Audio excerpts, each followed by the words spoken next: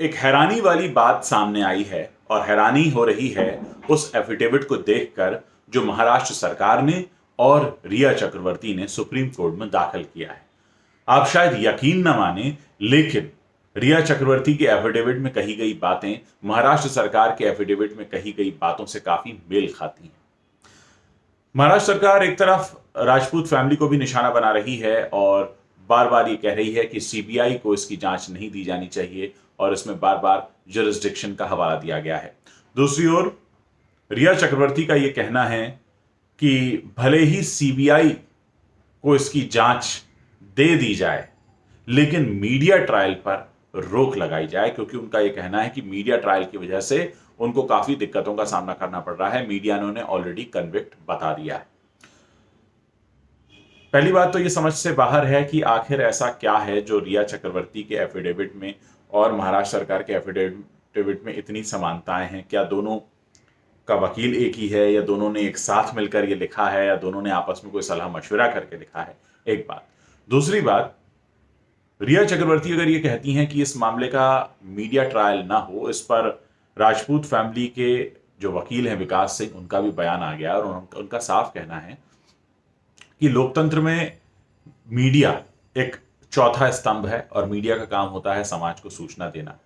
एक ऐसा मामला जिससे करोड़ों लोगों के भावनाएं जुड़ी हुई हैं, उस मामले में क्या हो रहा है क्या नहीं हो रहा है, इसके बारे में सूचना देना मीडिया का काम है, मीडिया का फर्ज है और मीडिया वो काम कर रहा है।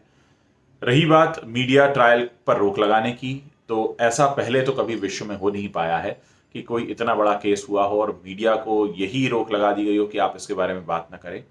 विकास सिंह ने यह भी कहा कि हाँ, ये जरूर हो सकता है कि संजय राउत जैसे जो लोग हैं, जो अनर्गल आरोप लगाते हैं, जो पब्लिसिटी स्टंट के लिए उल्टी सीधी बातें करते हैं या बेबुनियाद इल्जाम लगाते हैं, उन पर रोक जरूर लगाई जानी चाहिए, क्योंकि वो माहौल को खराब करते हैं, माहौल को गंदा करते हैं। जिस तरह से संजय राउत ने के सिंह पर आरोप लगाए, दूसरी शादी वाली बात बोली और ये कहा कि सुशांत के तो पहले से ही संबंध ठीक नहीं थे पिता से, जो कि पूरी बेबुनियाद बातें हैं। विकास सिंह ने साफ कहा कि मई 2019 में तो अपने पिता के कहने पर सुशांत सिंह राजपूत अपने गांव भी होकर आए थे।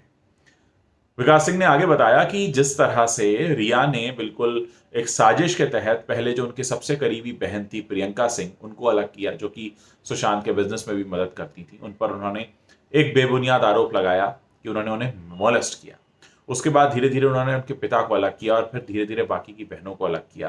तो जिस तरह से पूरा साजिशन ये काम हुआ है, और अब जब ये परत दर परत चीजें खुलकर सामने आ रही हैं और अगर मीडिया में इसका जिक्र होता है तो इसको कौन रोक सकता है? वैसे भी हम जिस समाज में रहते हैं, अगर समाज में अपराध होता है तो अपराध को लेकर चर्चाएं होती हैं, और अपराध को लेकर चर्चाएं होना मेरी राय में इसलिए भी जरूरी है ताकि जिस तरह का मोडस ऑपरेंडी एक अपराधी का रहा है, उससे बाकी लोगों को सबक मिले। और अगर रिया जैसे ही मोडस ऑपरेंडी किसी और अपराधी की इस समय समाज में हो तो उस पर रोक लगे, लोगों को पता चले कि इस तरह से भी अपराध किया जाता है।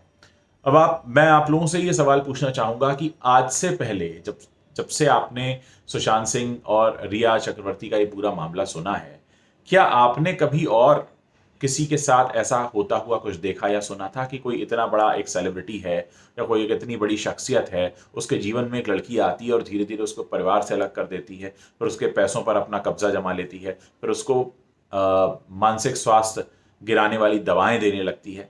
ऐसा क्या हमने पहले कभी सुना था?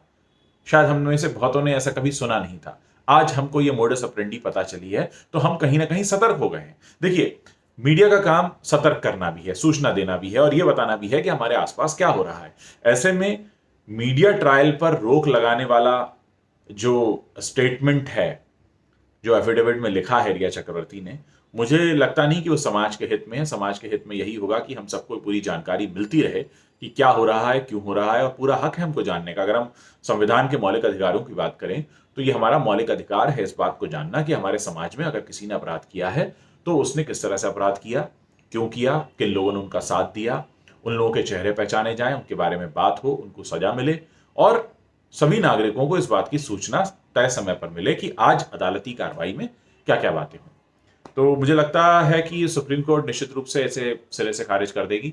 और जहां तक महाराष्ट्र सरकार और रिया चक्रवर्ती के आपस में मिलते जुलते एफिडेविट की बात है, उससे तो साफ होता जा रहा है कि मामला असल में है क्या और क्यों रिया चक्रवर्ती मुंबई पुलिस को जांच दिए जाने के पक्ष में है, क्यों उन्हें अब सीबीआई से डर लगने लगा है। वैसे पहले तो वो खुद ही सीबीआई की मांग कर रही थी और अब अचानक उनको ऐसा लगने लगा कि मुंबई पुलिस ही उनके साथ न्याय कर सकती है। और बिहार पुलिस से तो जिस तरह वो डर के भागी हैं, उससे साफ है कि कहीं ना कहीं उनको पता था कि बिहार पुलिस तो वहां पहुंच गई है जहां मुझे डर था कि पुलिस पहुंच ना जाए। मुंबई पुलिस को बना लिया उन्होंने, अब मुंबई पुलिस खुद बन गई, लेकिन बिहार पुलिस को बना नहीं पाई और सीबीआई से अब डर रही हैं और मीडिया ट्रायल से डर रही हैं। तो आप खुद ही समझ सकते हैं कि ये डर क्यों है। डरता कौन है? डरता वही है जिसने गुनाह किया होता है, जिसने जो बेगुनाह होता है वो किसी से नहीं डरता। तो फिलहाल मैंने आपको ये बात बता दी। इसके अलावा और भी कुछ अपडेट्स हैं, अगले वीडियो में मैं आपको कुछ अपने अपने कुछ और अपडेट्स बताऊंगा। और पूरा मामला कुछ इस तरह से जा रहा है कि कल का दिन बहुत महत्वपूर्ण है। कल अदालत में जो भी होता है, किस तरह से पक्षों को रखा जाता है। इस समय वैसे महाराष्ट्र सरकार की एक मीटिंग भी चल रही है और बड़ी हैरानी की बात है कि महाराष्ट्र सरकार के जो उप मुख्यमंत्री हैं अजीत पवार, उनके बेटे पार्थ पवार ने तो खुद ही सीबीआई जांच की मांग की थी और मुख्यमंत्री और बाकी के जो सरकार के लोग हैं वो सीबीआई जांच के पक्ष में नहीं है। मुझे लगता है कि इनके आपस में ही कुछ विरोध है और यही वजह है कि सुप्रीम कोर्ट की सुनवाई कल होनी है। उससे पहले आज एक बैठक हो रही है जिसमें सरकार के सारे आला मंत्री हैं। देखिए क्या फैसला होता है। और सबसे बड़ी बात कि सुप्रीम कोर्ट के पास विशेष पावर हैं। सुप्रीम कोर्ट को अब इंतजार नहीं करना है कि महाराष्ट्र सरकार क्या कहती है और बिहार सरकार क्या कहती है और केंद्र सरकार क्या कहती है। सुप्रीम कोर्ट के पास भी अपने कुछ अधिकार सुरक्षित हैं और मुझे लगता है कि उन विशेष पावर का इस्तेमाल करते हुए सुप्रीम कोर्ट निश्चित रूप से सीबीआई जांच को ही हरी झंडी देगी। और सीबीआई अपनी काम शुरू कर भी चुका है। सीबीआई ने आज पिता और बहनों के यानी के सिंह और सुशांत की जो बहनें हैं उनका स्टेटमेंट भी दर्ज कर लिया है। तो मामला काफी हद तक आगे बढ़ रहा है और यही वजह है कि रिया चक्रवर्ती अब घबरा रही हैं क्योंकि उनको पता है कि पोल जिस तरह से खुली है तो बहुत जल्दी उनका गुनाह अदालत में भी साबित हो जाएगा।